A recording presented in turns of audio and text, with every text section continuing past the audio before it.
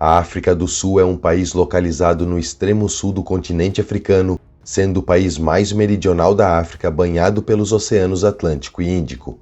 A África do Sul possui uma área aproximada de 1.221.037 km², sendo o nono maior país da África e o 24º maior país do mundo, e com uma população estimada de cerca de 60.605.000 habitantes, a África do Sul é o sexto país mais populoso da África e o 25º mais populoso do mundo. Nesse vídeo, vamos conhecer um pouco da história desse país conhecido pela sua variedade de culturas, idiomas e crenças religiosas. Se você gostar do vídeo, não esqueça de deixar o seu like e não deixe de se inscrever no canal se ainda não for inscrito. Acredita-se que os primeiros humanos modernos tenham habitado a região da África do Sul há cerca de 125.000 anos atrás, conforme demonstrado por descobertas arqueológicas nas cavernas do rio Claziers. Essa primeira população está associada a um grupo indígena chamado de Khoisan, que abrange duas tribos aborígenes distinguidas por suas atividades: a tribo San, formada por caçadores-coletores, e a tribo Khoikhoi, formada por pastores. Por volta do século IV a.C., os povos bantu originários da Bacia do Congo chegaram no sul da África. Alguns grupos bantu, como os Zulu, os Xhosa, os Swazi e os Debele, se estabeleceram perto da costa leste da atual África do Sul, enquanto outros grupos como os Soto, também conhecidos como Basuto, e os Tswana se estabeleceram no interior. Esse avanço dos povos bantu forçou os Khoikhoi a se deslocar para o sul, e segundo descobertas arqueológicas de ossos de gado da Península do Cabo, os Khoikhoi começaram a se estabelecer nessa região por volta de 2.000 anos atrás. Entre os anos 900 e 1300, surge o primeiro reino indígena do sul da África ao ser estabelecido nessa época, o reino Mapungubwe. Esse reino controlava o comércio da região com a Arábia, China e Índia, através de portos do leste africano, e trocavam ouro e marfim por produtos como porcelana chinesa, por exemplo. O reino também possuía ferreiros que criavam objetos de ferro, cobre e ouro, tanto para o uso decorativo como para o comércio exterior. O reino Mapungubwe foi o maior reino da região até ser abandonado no século XIV por causa de mudanças climáticas. Em 1488, o navegador português Bartolomeu Dias se tornou o primeiro europeu a explorar a costa da África do Sul quando tentava descobrir uma rota comercial para o Oriente, onde colocou padrões de pedra nos principais pontos descobertos, como o Cabo da Boa Esperança. Em novembro de 1497, uma frota de navios portugueses liderada por Vasco da Gama dobra o Cabo da Boa Esperança e, em 25 de dezembro desse ano, chega na costa leste da atual África do Sul, dando à região o nome de Natal. Em 1652, a Companhia Holandesa das Índias Orientais, sob o comando do navegador Jan van Riebeeck, decide estabelecer um assentamento permanente na Península do Cabo para servir como base para o abastecimento dos navios que faziam a rota das especiarias. A empresa trouxe fazendeiros holandeses com o objetivo de estabelecer fazendas para abastecer os navios, e o crescente assentamento da companhia acabou dando origem à Colônia do Cabo. A partir de 1780, sob o comando do explorador Robert Jacob Gordon, a colônia começa a se expandir para o interior, onde funda em 1786 a cidade de Graaf-Reinet. Por achar imprudente escravizar os aborígenes locais, a Companhia Holandesa das Índias Orientais começou a importar um grande número de escravos das colônias holandesas da Indonésia, e a união entre os colonos holandeses, os escravos malaios e os aborígenes Khoikhoi deram origem a vários grupos étnicos e religiosos.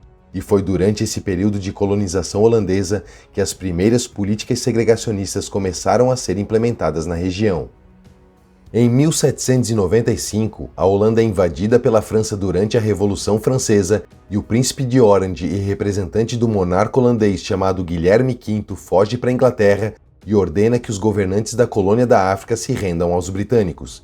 Dessa forma, ainda em 1795 a Colônia do Cabo é tomada pelos britânicos e em 1803 é devolvida aos holandeses da agora República Batava, controlada pelos franceses.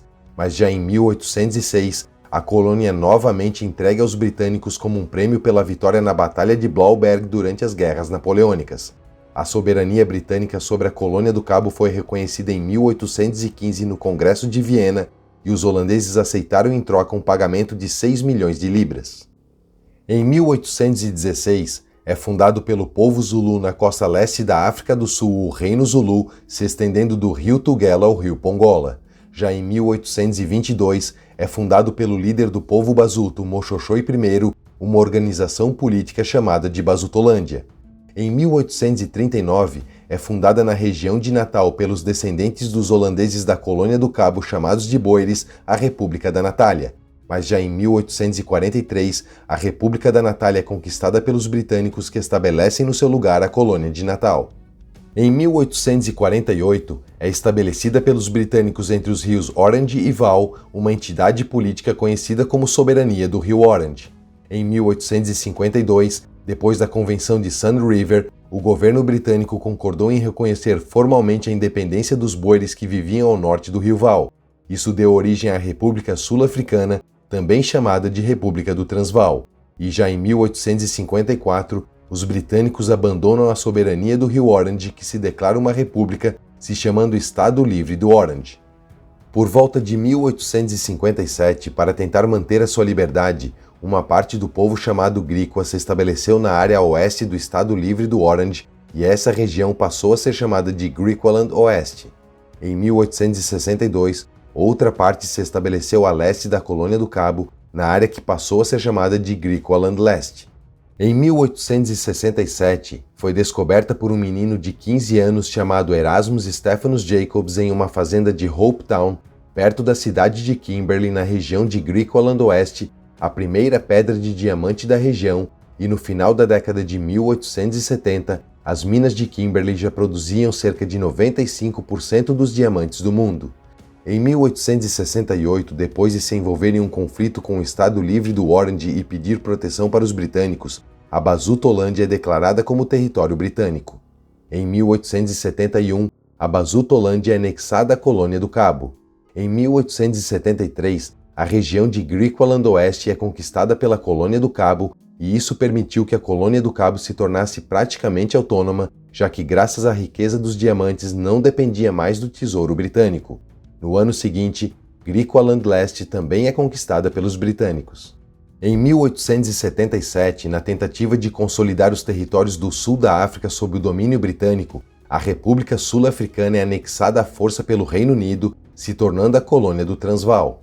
Em 1879, Griqualand Leste é anexada à colônia do Cabo e os britânicos invadem o Reino Zulu, dando início à Guerra Anglo-Zulu. Em dezembro de 1880, tem início a Primeira Guerra dos Boeres entre os britânicos e os boeres da República Sul-Africana, terminando em março de 1881 com a vitória dos boeres e o reestabelecimento da independência do país. Em 1884, a Basutolândia é separada da colônia do Cabo e colocada sob a autoridade direta da rainha, se tornando assim a colônia da Basutolândia. Em 1885, por influência do missionário John Mackenzie, que acreditava que os povos africanos estavam sendo ameaçados pelos boeres, o gabinete britânico decidiu enviar uma expedição militar ao norte da colônia do Cabo para estabelecer um protetorado nos territórios contestados. Dessa forma, foram estabelecidos a colônia da Bechuanalândia Britânica e o protetorado da Bechuanalândia. Em 1886, são descobertas as primeiras pepitas de ouro na região em uma fazenda localizada na cadeia de montanhas de Witwatersrand, na então República Sul-Africana, levando a uma corrida do ouro por garimpeiros e caçadores de fortunas do mundo todo. Só que os principais depósitos de ouro estavam muito abaixo da superfície, o que demandou muito capital e engenharia e que resultou na fundação da cidade de Joanesburgo e na abertura de diversas minas que passariam a produzir cerca de 1/4 do ouro do mundo. Mas por falta de mão de obra qualificada, muitos ingleses começaram a migrar para a região e passaram a exigir direitos iguais aos boeres, o que acabou gerando muitos conflitos étnicos. Pouco depois, em 1887, o Reino Zulu se torna um protetorado do Reino Unido. Em 1895, a colônia da Bechuanalândia Britânica é anexada pela colônia do Cabo. E em 1897, o Reino Zulu é anexado pela colônia de Natal. Em 1899, o secretário de Estado britânico Joseph Chamberlain exigiu total direito de voto aos ingleses que habitavam a República Sul-Africana e o Estado Livre do Orange. Sua exigência foi rejeitada pelos governantes dos dois países, resultando na Segunda Guerra dos Boeres. Essa guerra durou até 1902, quando os boeres se renderam e os britânicos assumiram o controle dos territórios, estabelecendo a colônia do Rio Orange e a colônia do Transvaal. Em 1903, o território dos Swazi passa a ser governado pelos britânicos, se tornando o protetorado da Suazilândia. As péssimas condições de trabalho nas minas de ouro acabaram dificultando a contratação de mão de obra e isso acabou resultando na importação de trabalhadores chineses. Então, em 1904, os primeiros 1.000 chineses chegaram na região e já em 1907, cerca de 53.000 chineses já trabalhavam nas minas. Logo depois do fim da Segunda Guerra dos Boeres, o Império Britânico deu início ao processo de unificação das colônias britânicas do Cabo, de Natal, do Rio Orange e do Transvaal.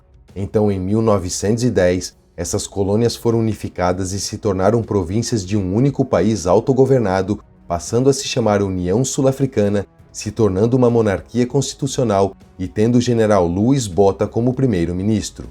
Dessa forma, a União Sul-Africana deixa o status de colônia e se torna um domínio britânico, se tornando praticamente independente, enquanto que a Basutoland, o protetorado da Bechuanalândia e o protetorado da Suazilândia continuam sob o controle direto do Reino Unido.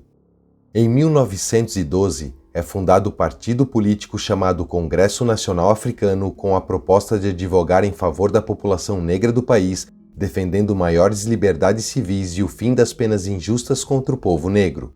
Em 1914, começa a Primeira Guerra Mundial e a União Sul-Africana entra na guerra ao lado dos aliados, e já em 1915, durante a campanha do Sudoeste Africano, a colônia alemã chamada de Sudoeste Africano-Alemão é tomada pelas forças sul-africanas e o território é incorporado à União Sul-Africana. E com a assinatura do Tratado de Versalhes de 1919, esse território se tornou um território da Liga das Nações sob a administração da União Sul-Africana. Em 1931, é adotado pela União Sul-Africana o Estatuto de Westminster, abolindo os poderes do Parlamento Britânico sobre o país e tornando a União Sul-Africana um país totalmente independente. Após o fim da Segunda Guerra Mundial e o colapso da Liga das Nações em 1946, o território do Sudoeste Africano deveria se tornar um território fiduciário das Nações Unidas, mas o primeiro-ministro sul-africano Jan Smuts se recusou a permitir a transição do território para a independência e passou a administrar o Sudoeste Africano como a quinta província da União Sul-Africana. As primeiras políticas segregacionistas foram implementadas na região no século XVII durante o período do domínio holandês e continuou se expandindo durante todo o período colonial. Mas em 1948, o Partido Nacional é eleito e o primeiro-ministro e pastor protestante Daniel François Malan formaliza e estende o sistema de discriminação racial e de negação dos direitos humanos no sistema jurídico conhecido como Apartheid. Esse sistema ampliou a Lei de Terras Nativas de 1913 e autorizou o despejo forçado de milhares de africanos de centros urbanos da União Sul-Africana e do Sudoeste Africano para os chamados Bantustões ou Pátria Negra, que eram os territórios que o Partido Nacional reservou para os habitantes negros de todo o país. Em 1960, acontece o massacre de Sharpeville, quando 69 manifestantes desarmados, incluindo mulheres e crianças, foram mortos e mais 180 pessoas ficaram feridas. Nesse mesmo ano, os sul-africanos brancos votaram em um referendo a favor da separação da União Sul-Africana com a coroa britânica e em 31 de maio de 1961, é constituída a República da África do Sul. Dessa forma, o monarca britânico deixou de ser o chefe de Estado do país e Charles Robert Seward se torna o primeiro presidente do país. Apesar da oposição ao apartheid dentro e fora do país, o governo sul-africano legislou pela continuação do regime. Em 1966, a Assembleia Geral das Nações Unidas identificou o apartheid como um crime contra a humanidade. Foi estabelecida então em 1973 o que ficou conhecido como a Convenção do Apartheid, que entrou em vigor em 1976, e em 1977 o Conselho de Segurança impôs um embargo obrigatório de armas, convocando todos os estados a cessar a venda e embarque de armas, munições e veículos militares para a África do Sul. A África do Sul reagiu ao embargo de armas da ONU, fortalecendo seus laços militares com Israel e estabelecendo a sua própria indústria de fabricação de armas com a ajuda de Israel. O apartheid se tornou cada vez mais controverso e vários países começaram a boicotar os negócios com o governo sul-africano por causa de suas políticas raciais. Em 1974, é assinado por Gatia Buthelezi, conselheiro executivo-chefe do Bantustão KwaZulu, e o líder da província de Transvaal, Harry Schwartz, em Malabatini, a Declaração de Fé de Malabatini, com o objetivo de estabelecer princípios básicos e fornecer um modelo de governo por consentimento de paz racial e enfatizando oportunidades para todos. Essa declaração ocorreu em um período em que praticamente não existia contato político formal ou informal entre grupos brancos e negros e foi considerado um avanço nas relações raciais na África do Sul. Em meados da década de 1980, a polícia e esquadrões da morte do exército patrocinados pelo Estado cometeram vários assassinatos de ativistas. Em 1987, a Comissão dos Direitos Humanos estimou pelo menos 140 assassinatos políticos no país e outros 200 por agentes sul-africanos em estados vizinhos. A censura estrita proibia os jornalistas de relatar, filmar ou fotografar tais incidentes e o governo dirigiu seu próprio programa secreto de desinformação. Enquanto isso, grupos patrocinados pelo Estado praticavam ataques violentos contra líderes comunitários ligados à resistência ao apartheid e que eram atribuídos pelo governo à violência entre negros e facções dentro das comunidades. Em 1990, sob a liderança do presidente Frederick de Klerk, o governo sul-africano começa a desmantelar o sistema do apartheid, libertando o líder do Congresso Nacional Africano Nelson Mandela e aceitando legalizar essa organização além de outras organizações anti-apartheid. Nesse mesmo ano, o sudoeste africano declara sua independência da África do Sul como a República da Namíbia e a África do Sul permanece apenas com a cidade portuária de Walvis Bay. No ano seguinte, acontece a Convenção para uma África do Sul Democrática, onde são abertas negociações entre representantes de todas as comunidades com o objetivo de estabelecer uma constituição democrática em que a Declaração de Fé de Malabatini de 1974 consagrou os princípios da transição pacífica de poder e igualdade para todos e todas as leis do apartheid foram rescindidas.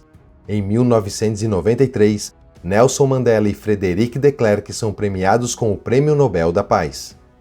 Em 1994, a África do Sul devolve o Walvis Bay à Namíbia e, dessa forma, é formado o mapa atual da África do Sul. Também nesse ano, ocorrem as primeiras eleições da África do Sul em que todos os cidadãos puderam votar. Nelson Mandela se tornou presidente do país e de Klerk vice, e o Congresso Nacional Africano subiu ao poder com uma agenda socialista que pretendia formar a base das políticas sociais e econômicas do partido.